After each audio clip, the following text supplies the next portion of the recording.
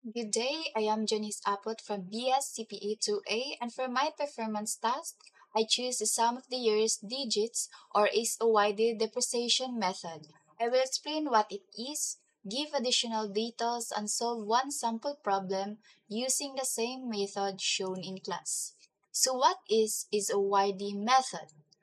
The sum of years digits or SOYD method is an accelerated depreciation method used to allocate the cost of an asset over its useful life. Accelerated means the asset loses more value in the earlier years and less value in the later years. This method is based on the idea that many assets like machinery, vehicles, and equipment are more useful and productive in the first years, so they lose value faster at the beginning. So, depreciation accelerated is accelerated depreciation method, meaning mas dako ang depreciation sa early years compared to later years. So it uses a concept of year digits to distribute the total depreciable amount. So the depreciable amount is simply the cost minus the salvage value. So here is the formula of the sum of years depreciation. So d sub m equals m times 2 times n minus m plus 1 over 2 is OYD. So times first cost minus salvage value. So first, here is the formula of the is OYD. This one is OYD equals number of years over 2 times n plus 1. This formula gives us the cumulative depreciation after m years. To find book value, we use BV, which is book value, equals FC, or first cost, minus D sub m. So here's a sample problem that I make. A machine costs 360,000 pesos and has a life of 10 years with a salvage value of 40,000 pesos. Find the depreciation after 4 years and the book value after 4 years. So we need to find here the depreciation after 4 years and the book value after 4 years. So here is the solution sa ani na problem.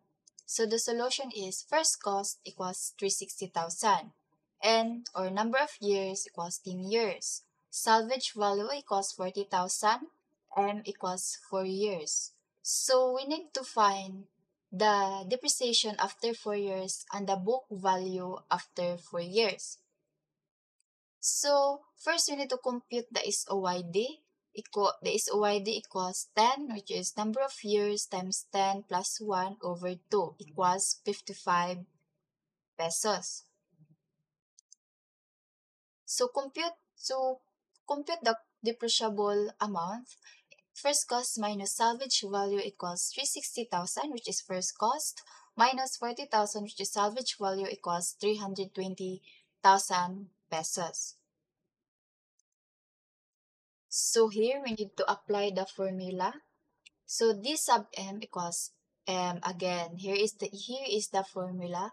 D sub m equals m times 2 n minus m plus 1 over 2 is OYD. So here is first cost minus salvage value. So d sub 4 equals 4, which is the m na given kanina sa solution. 2 from is OYD ni siya formula sa is OYD times 10, which is number of years, minus 4 again sa m plus 1 over 2 times 55, which is yung kanina na nakuha natin sa is OYD. So yun naman is first cost minus salvage value. So our first cost is 360,000, which ang ating salvage value is 40,000. So 360,000 minus 40,000 equals 197,818.18 centavos. So ang ating depreciation after 4 years is ito, 197,818.18 centavos. So now naman, we need to find the book value after 4 years. So since nakuha na naman natin ang depreciation after 4 years, so now we need to find the book value after 4 years. So here is the formula of the book value after, here is the formula of book value. So first cost minus day sub M. So pinot ko na dito yung 4 which is yung M. So ang formula is BV sub 4 equals 360, which is this ating first cost, minus 197,818.18 centavo. Here, yung nakuha natin kanina na depreciation amount, which is itong 197,818.18. So, ang ating book value after 4 years is equals to 162,181.82 centavos. So, ang ating depreciation after 4 years is 197,818.18 centavos. Then, ang ating book value after 4 years is equals to 360,000 minus 197,818.18 centavos. So, thank you for listening and watching my video.